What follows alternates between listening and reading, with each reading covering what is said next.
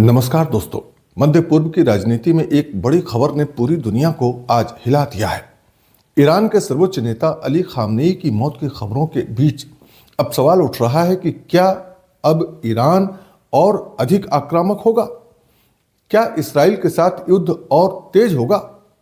और क्या दुनिया एक बड़े संघर्ष की ओर बढ़ रही है? आज के इस वीडियो में हम समझेंगे खामनेई की मौत के बाद ईरान की राजनीति में क्या होगा, इसराइल के साथ चल रहे तनाव की असली वजह और आगे मध्य पूर्व में क्या बड़ा बदलाव हो सकता है। खामनेई कौन थे और उनकी भूमिका वहां क्या थी? तो मित्रों, विकिपीडिया के अनुसार अली हुसैनी खामनेई का जन्म 19 अप्रैल 1939 को हुआ था, यानी वे लगभग 86 वर्ष के थे। इनका कल दिनांक 28 फरवरी 2026 को इंतकाल हो गया है। ये एक ईरानी शिया उलेमा और राजनेता थे जिन्होंने 1989 से कल तक ईरान के दूसरे सर्वोच्च नेता के रूप में सेवा की थी। वे 1981 से 1989 तक ईरान के राष्ट्रपति भी रहे। सर्वोच्च नेता के रूप में उनका कार्यकाल उन्हें मध्य पूर्व का सबसे लंबे समय तक सेवा करने वाला राष्ट्राध्यक्ष बनाता है और शाह मोहम्मद रजा पहलवी के बाद सबसे लंबे समय तक शासन करने वाले ईरानी नेता थे। अली खामनेई पिछले 3 दशकों से भी ज्यादा समय से ईरान के सुप्रीम लीडर थे। ईरान की व्यवस्था में सुप्रीम लीडर देश का सबसे शक्तिशाली पद होता है। राष्ट्रपति से भी ज्यादा ताकत इसी पद के पास होती है। सुप्रीम लीडर ही सेना की नीतियों को तय करता है। विदेश नीति, परमाणु कार्यक्रम और क्षेत्रीय रणनीति को भी तय करने का कार्य करता है। इसी वजह से खामनेई को ईरान की पूरी रणनीति का मुख्य वास्तुकार माना जाता था। अब खामनेई की मौत के बाद ईरान में क्या होगा? तो ईरान का संविधान कहता है कि अगर सुप्रीम लीडर का पद खाली हो जाए तो नया नेता चुनने की जिम्मेदारी असेंबली ऑफ एक्सपर्ट्स नाम की संस्था की होती है। यह संस्था लगभग 88 धार्मिक नेताओं से बनी होती है जो नया सुप्रीम लीडर चुनते हैं। संभावना है कि सत्ता के लिए कई गुट सक्रिय हो जाएं। कुछ विशेषज्ञ मानते हैं कि सत्ता संघर्ष भी हो सकता है। संभावित नामों में अक्सर इब्राहिम राइसी और मोस्ताबा के नाम चर्चित रहते हैं।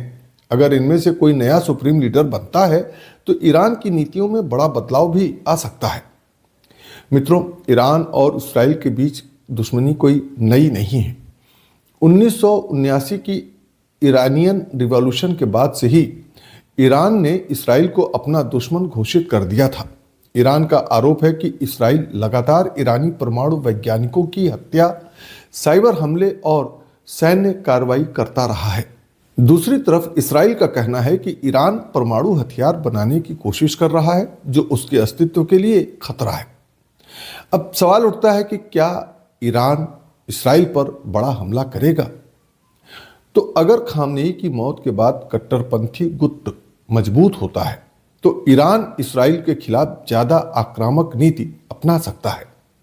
ईरान सीधे युद्ध के बजाय अक्सर अपने सहयोगी संगठनों के जरिए हमला करता है, जैसे लेबनान के हिजबुल्लाह, गाजा के हमास और यमन के हूतीस नामक समूह की मदद से हमला कर सकता है। इन समूहों के जरिए इसराइल पर दबाव बढ़ाया जा सकता है। मित्रों, इस हमले और खामनेई की मौत के बाद सबसे बड़ा सवाल है कि क्या दुनिया के सामने अब तीसरे विश्व युद्ध का खतरा मंडरा रहा है? तो आप जान लीजिए कि मध्य पूर्व का यह तनाव सिर्फ 2 देशों तक ही सीमित नहीं है। इस संघर्ष में बड़ी ताकतें भी जुड़ी हुई हैं।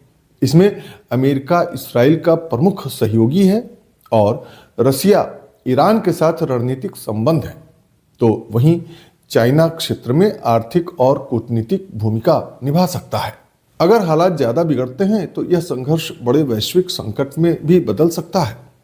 दोस्तों, अली खामनेई की मौत की खबर सिर्फ ईरान के लिए ही नहीं बल्कि पूरे मध्य पूर्व और दुनिया की राजनीति के लिए बड़ा मोड़ साबित होने वाला है। अब सवाल है कि नया नेतृत्व कैसा होगा? ईरान की नीति नरम होगी या और कठोर? और क्या इसराइल के साथ युद्ध बढ़ेगा? इन सवालों के जवाब आने वाले समय में दुनिया की दिशा तय कर सकते हैं। आपको क्या लगता है? क्या ईरान और इसराइल के बीच युद्ध बढ़ेगा? अपनी राय मित्रों आप जरूर कमेंट में लिखें। अगर वीडियो जानकारीपूर्ण लगा हो तो लाइक और चैनल को सब्सक्राइब करना न भूलें।